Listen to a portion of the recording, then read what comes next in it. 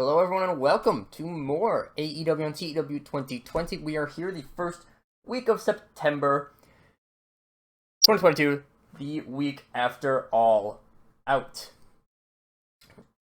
We start off with our show of Dark. We're actually doing a little bit of a Canada tour. We start off with Gianna Daddio, Liv Morgan, made her big debut on Sunday, defeating local talent Rhea Von Slasher. Riho Kakashi defeats Leva Bates. Wardlow defeats Frederick Hurst in just over a minute. TNT, the two Dudleys, they take out two other local talents. Out of this, the Elite are seen practicing their jaw work when they're approached by Billy Gunn and the Gunn Club. Where the hell is Austin Gunn? Yes, I must have just put him off screen. Yeah. Generally, there's just comedy shenanigans. They're overacting, and eventually Matt Raywell, the final tap's like, "You guys are disrespecting the sanctity of drama." And then God be like, whatever.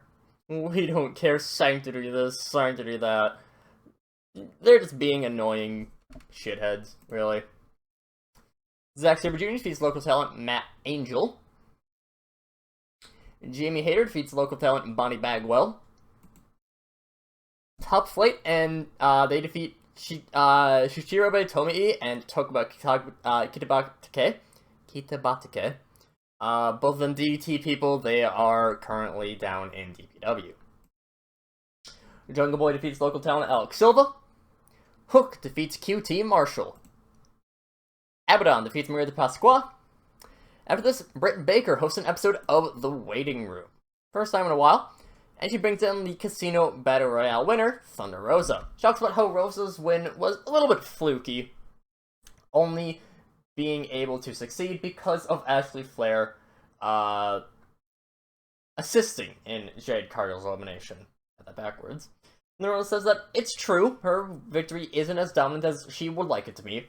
She wants to prove that there's a reason that she lasted so long in that Battle Royale, that she went from the beginning to the end. She's going to prove that anytime, anywhere, she is one of the best that the business has. She's just never gotten the chance to show it, and Britt Baker's like, you know what? That's a good mindset to have, and that never say die attitude, that whole work on everything that you can get, that's a great attitude to have, and honestly, people like Kairi Hojo should really be taking a page out of your book. So, setting up a little bit of you there. Roxy defeats Morgan Daniels. Morgan actually outscores Roxy. Interesting. Vipress defeats Beautiful Bea. Ashley Flair defeats Kylie Ray. And our main event, Ricochet defeats Scorpio Sky. Lots of really short matches on this show. More fitting for Dark. But we move on to Dynamite. Our show Dynamite begins with a women's match as Thunder Rosa, the winner of the Casino Battle Royale, defeats Big Swole, the Reverse DDT. She is still unimportant, just because of how I had to book the Battle Royale. Thunder Rosa didn't really gain much pop, so trying to build her up a little bit. Afterwards, Mayu Iwatani comes down towards the ring. She has her championship and her mic in hand, and she's winning a Battle Royale. Some say it's one of the most difficult things to do in all of pro wrestling. And that's especially if you're someone who came so early into that match, like you did, Thunder Rosa. And I faced you before. We have history together back in Stardom, but I know that you winning that Battle Royale, it wasn't a fluke. It wasn't some lucky break. And I know that people don't respect your win. People are out there, and they're saying that because Ashley Flair helped you out, because she let Jade Cargill fall, and you stand, that you didn't deserve that win. But I know that that win is something meaningful. A win is a win, but people still don't respect. People out there don't respect you. They don't realize just how good of a pro wrestler you are, Thunder Rosa.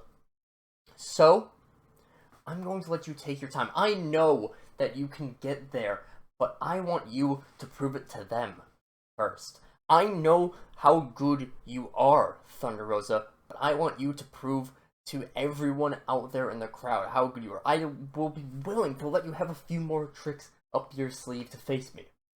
So bring yourself to that mountaintop. And I will wait for you at the top.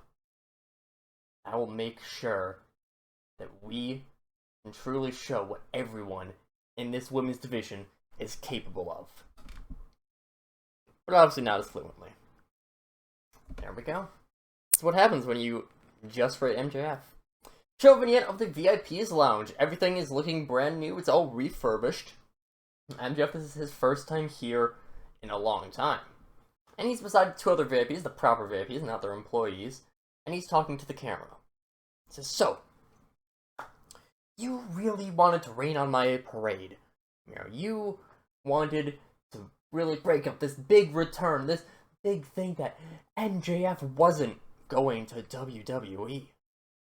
And you wanted to make sure that you had this sense of honor when you won that belt. You didn't want to beat MJF for Hangman Adam Page's belt. You wanted to beat Adam Page for Adam Page's belt. And I get it. People have talked long and hard about something you did 2 years ago, and honestly, it's getting boring. Now, I'm not so petty as to keep going back to that thing you did 2 years ago. No, I know that you won that belt fair and square, much as I hate it. And it's like you wanted to do. And yes, I'm not going to lie. Griffin did try to interfere. He tried to run and he tried to make sure that I could win that match. And yeah, Jon Moxley took him out. But you know what? Despite what everyone here thinks, I'm not an idiot. I am one of the smartest men that AEW has. I knew how much I was worth, and when they didn't want to give me what I wanted, I was more than willing to sit out and let them pay as much money as I needed to get.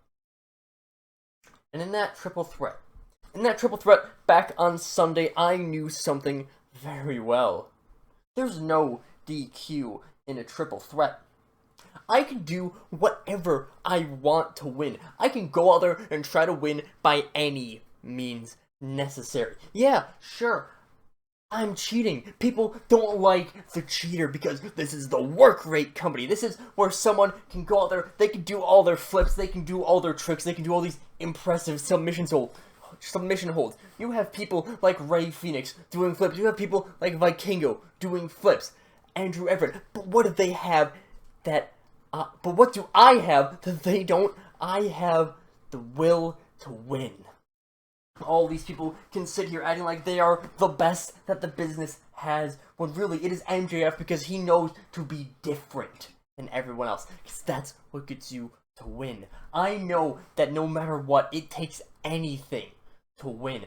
Pac, he's out there to hurt people. He's not there to win. I am the ultimate winner here. Why else do you think I put you through a table back then at that match, Miro? Why else do you think I was so willing to hit Hangman Adam Page with those chairs?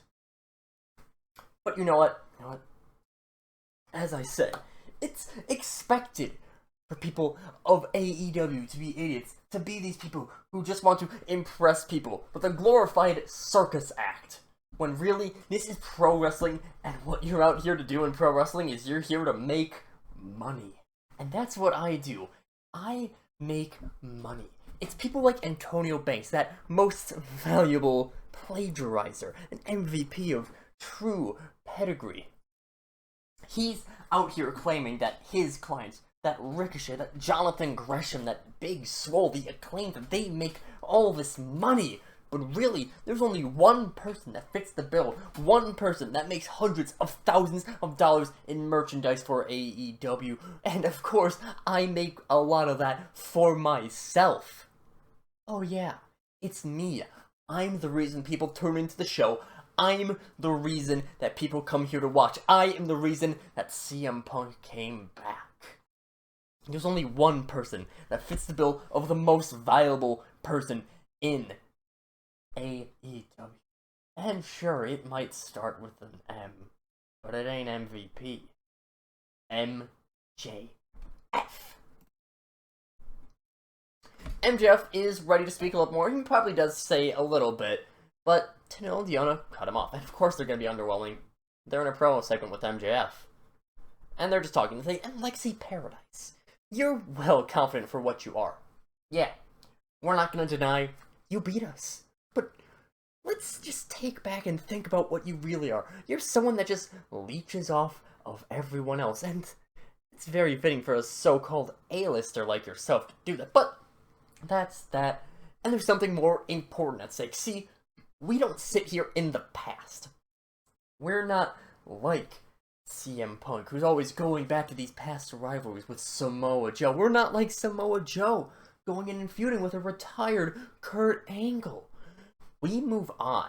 And unlike that washed-up old Antonio Banks, like MJF was just talking about, we actually read our social media. We are up to date on what everyone out there thinks. We see what all you idiots say, and we've seen some nasty things, some absolute lies about us. Oh, Tenille Dashwood is washed up. She was better as Emma. Oh, Deonna Purrazzo, she's not even that good. She's a fraud. She claims to be the best women's wrestler in the world. She can't even get a win on Dynamite. But first of all, let me tell you something. Deonna Purrazzo is the Impact Knockouts champion for the 3rd time. And it's not like it's just one of these runs. I know that people out here don't watch Impact, even though you have stars like Deonna Purrazzo, like Griffin Slade showing up there. Deonna Purrazzo is the greatest knockout, not just on that roster, but of all time. We've seen people like Gail Kim come in here. They're nothing compared to the 3-time champion, the most dominant woman, the virtuosa herself, Deonna Purrazzo. You want to see us prove ourselves? You want to say that we are frauds in that ring? Well, we can just prove you wrong, like we always have. We've got someone that we have our eyes on. The internet darling since day one, Riho Kakashi. One of the most beloved people in this online world that all the smarks, all the marks like to go and pop for. Ugh. Look, Riho, you're talented. I get it. You were the first AEW Women's Champion. And that's for a reason. You're great in that ring, but you have no personality, and you are nothing compared to the virtuosa, the Deonna Purrazzo. You are nothing compared to the greatest knockout of all time, Deonna Purrazzo. And you are nothing compared to the real VIP AEW. You are nothing compared to Tenille Dashwood. So Riho, you can get your little cherry tree going. You can go and get everything set up, this nice little cherry blossom that you are, but really, we all know what happens to trees when they come into contact with money. They get cut down. And Deonna, she's good at cutting people down, but you know what, Riho? You just watch your back. Because the VIPs, they're something serious. You can tell that I'm not the best at improvising. I can get some improvising in here and there. I'm not good at ending promos. That's the thing. The Sons of Andre then defeat the Motor City Machine Guns. I saw a double moonsault and I thought I put Big Show as the winner. That would be amazing to see.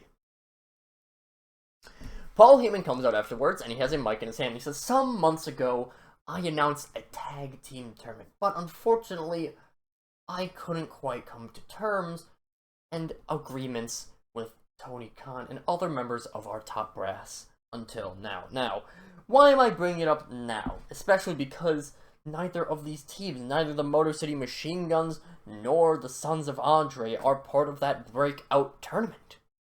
But it's something that I am proud to announce, and I'm even more proud to announce that All Elite Tag Team Division is already one of the best, and it will just get better day after day, week after week. So, how's about this? At Rampage, per the request of FTR, the Sons of Andre will be wrestling against them. One of the best tag teams in the world against a legend of the business and a hot rising prospect in Andrew Everett. So, before our tag team breakout tournament starts next week, let's have two of the best to do it show just how good tag team wrestling can do. Kind of forgot that I promised a tournament.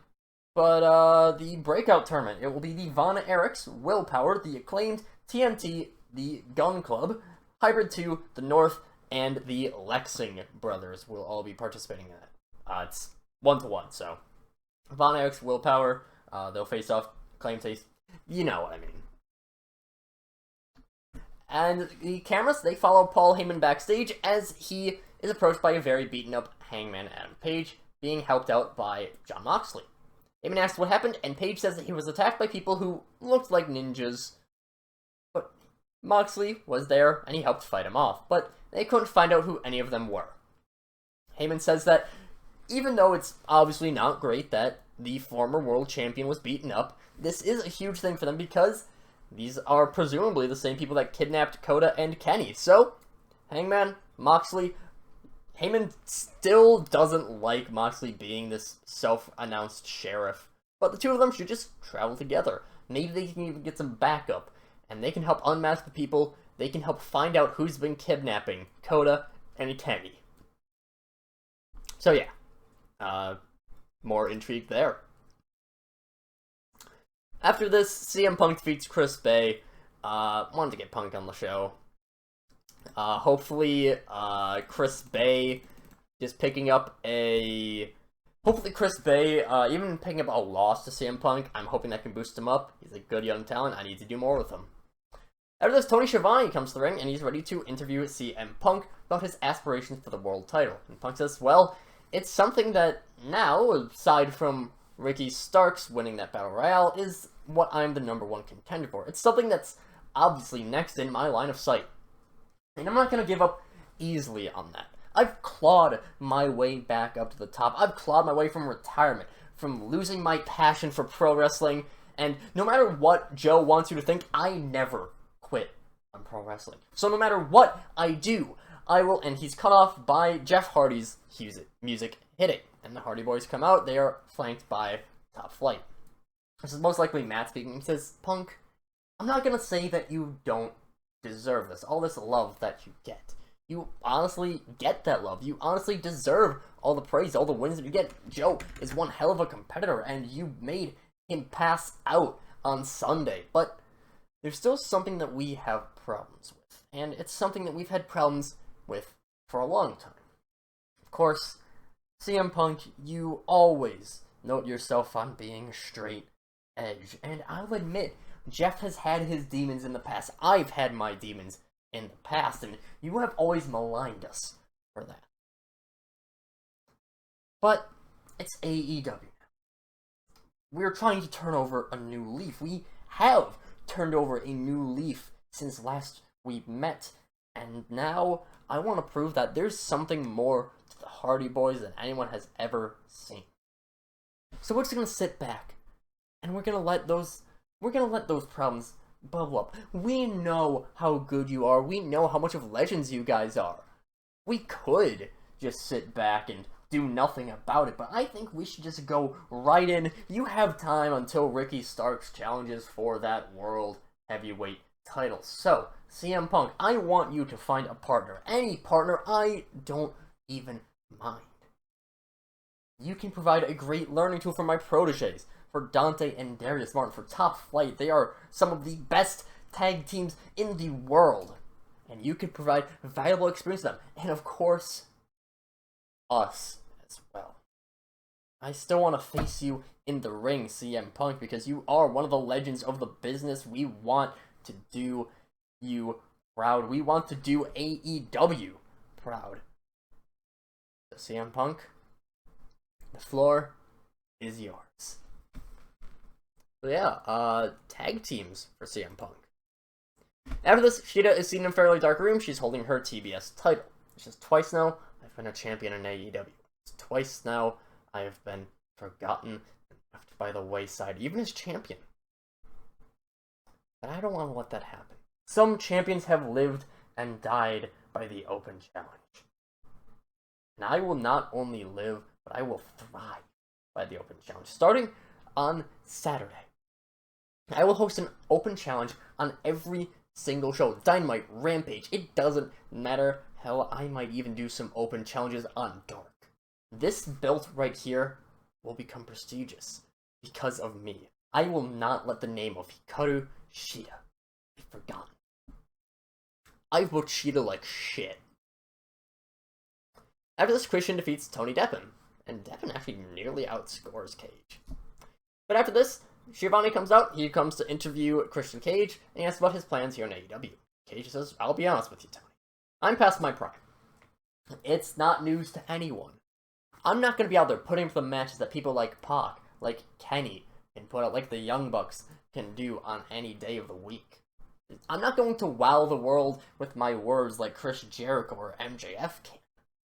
But there's something that I can do. Something that I am qualified for. Something that I can do even if I'm not in the best shape of my career, because no matter what you say, you can always remember that I am a champion. I have won championships, tag team, singles. No matter what, I have won it. I can teach some of the young stars in this company just how much that can mean. Just how much a champion's experience can mean to someone as malleable as these young future stars.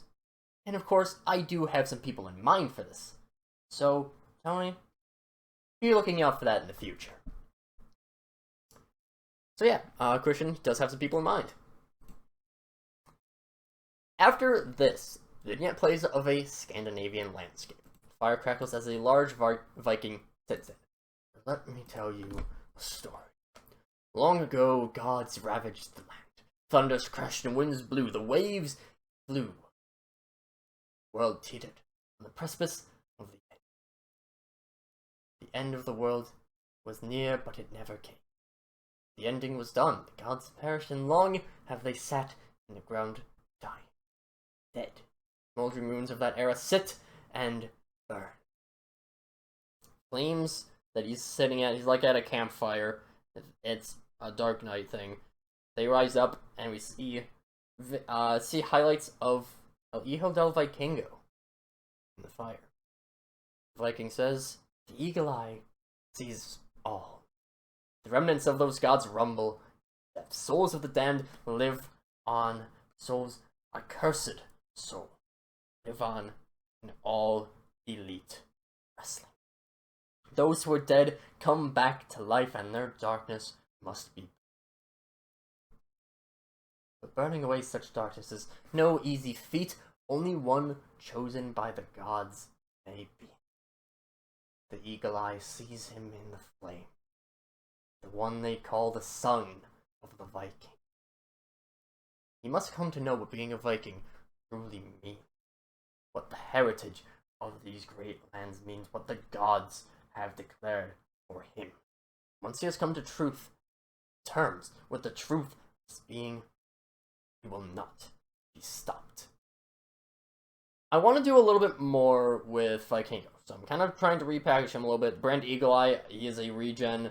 One of the types that is very good at the mic, not very good in the ring. I think Eagle Eye has high 80s mic, similar to Frederick Hurst. And trying to do something a little bit different. A little bit of a different promo style. Not the best at it. I want to write out things a little bit better. I'm not too proud of this promo, but it is a work in progress. So, yeah. After this, Ricky Starks is being interviewed by Renee Paquette, and he is accompanied by Jeff Cobb and Taz. She asks Ricky Starks about his plans for Miro. And Ricky Starks says, "It's my plan for Miro? It's to win. Duh. I'm absolute Ricky Starks. I always win. Just like I won that Battle Royale. And just like I won the FTW title on the same night. Miro, he thinks he knows something about winning a Battle Royale and a match in the same night. There's 2 people who have done that now. We're a lot alike in that way. But there's something that I got that you don't got, Miro. What I've got is youth, I've got style, I've got swagger, I have got everything at my back." And the interview was cut off by Wardlow, and Wardlow's like, Great. Great job. You managed to beat the Battle Royale. And, like you said, you're this absolute being, but, you know, you've got the looks, you've got the youth, you've got all this stuff, but really, I think you're just describing me. I'm handsome, I'm powerful, I'm big, I've got the look, the presence of a star, and I've got the backing of everyone out there. But rather than Ricky Starks, it's Jeff Cobb who steps up to Wardlow, and he says that Wardlow isn't going to intimidate him. Team Taz, they make assassins, and it doesn't matter what Wardlow is. Jeff Cobb is a monster. And he's going to crush Wardlow's pretty little face. And Wardlow's like, alright, I respect it. At Rampage, we'll do it. We got a big meaty men slapping meat fight. It's fine. Main event, the Briscoes actually pick up a bit of a surprise win over Rami Zabay and Kevin Steen. I feel like I was supposed to have some sort, but I kind of forgot, so it's fine.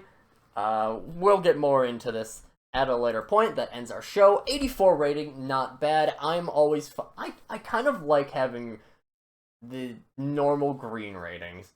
Like 80s to 84s, I think is perfectly fine. But good show all around. At Rampage, we already have a few things announced. Hikaru Shida not Battle Royal, Open Challenge. We have Wardlow versus Jeff Cobb. We have the Sons of Andre versus FTR. So 3 matches already announced. And we'll see how things go from there in the next episode.